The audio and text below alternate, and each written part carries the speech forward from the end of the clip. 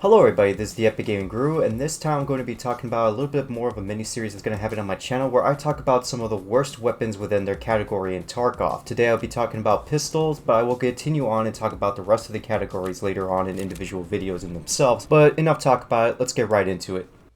So amongst all the pistols within their category, surprisingly the Markov stood out to everybody the most, declared one of the worst pistols ever in all of Tarkov. This little gun itself is probably the most unused, unplayed, unrecognizable weapons because nobody seems to really pick it up and use it, and I want to take a further look at it to see as to why that is the case. I've also decided to do a quick little side-by-side comparison to the P22, or in this case the P22, which is actually a much more better nice variation of a pistol, supporting a decent amount of magazine size with a lot of different amounts of ergonomics and really nice vertical recoil control, which is also very nice. However, if I were to compare it to, well, back to the Markov pistol, we have very limited amounts of attachments.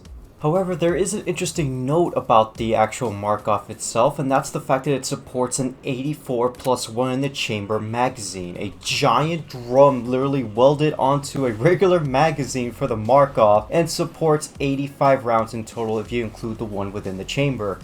Kinda ridiculous, looks kinda dumb, but you know, I'm not gonna judge here. It works, I guess.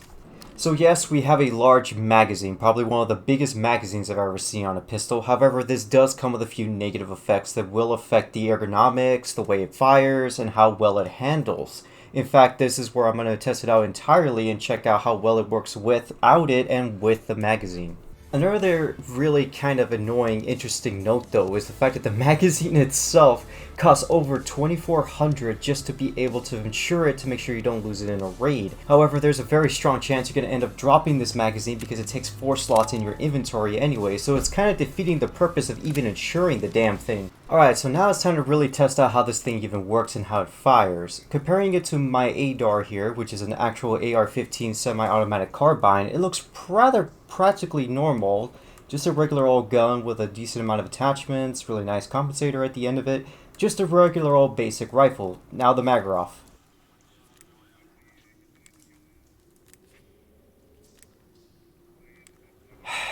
I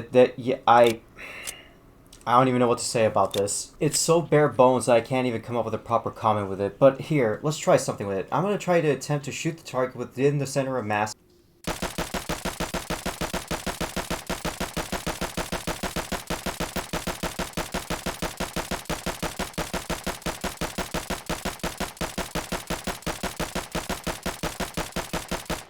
Now you're probably thinking, that was some pretty good shooting. No.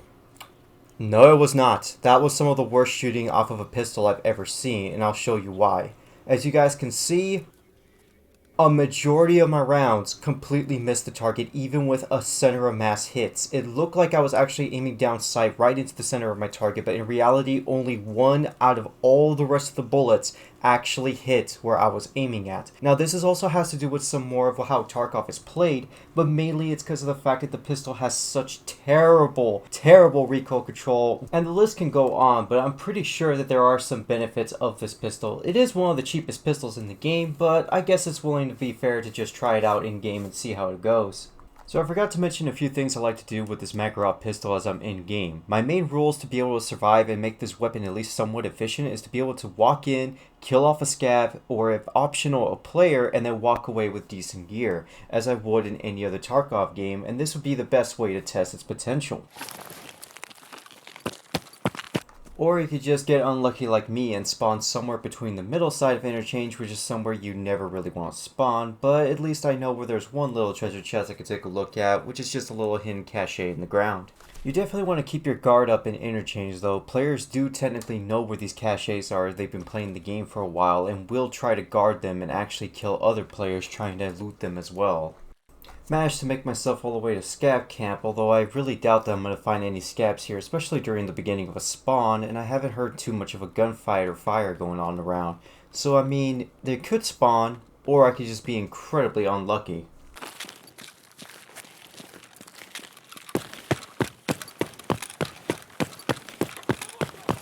That was a scab. And that's a scab that spawned right behind me.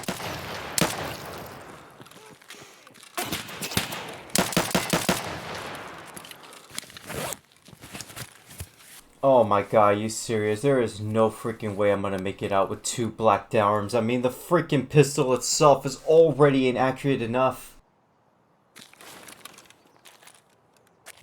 Oh, I see your head sticking up. And of course it doesn't kill him.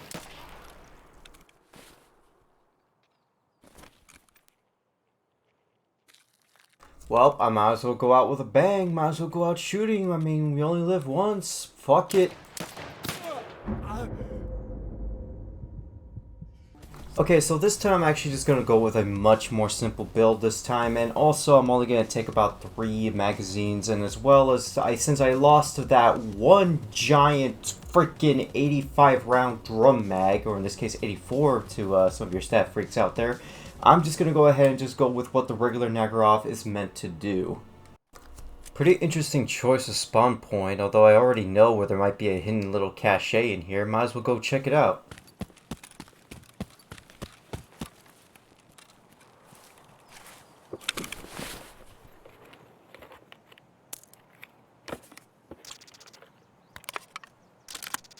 That's actually a pretty decent firearm that I found in there. I guess I'm going to take that, but I'm still going to oblige by my rules and try to get at least the first scav kill using, obviously, my Makarov here.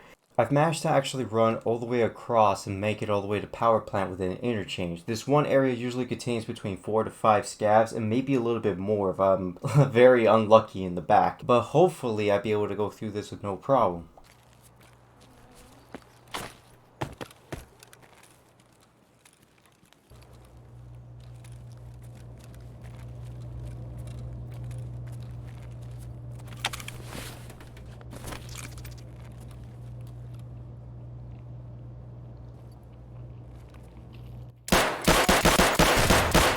How many goddamn bullets is this scav gonna eat before he goes down the ground? Got the quick reload and drop my mag.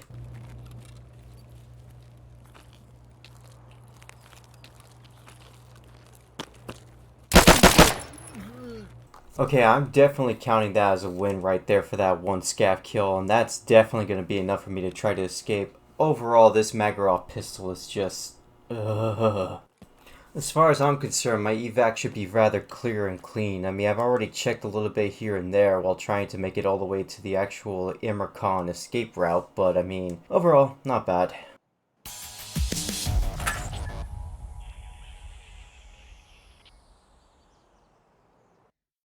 So overall, my final verdict on the Makarov pistol.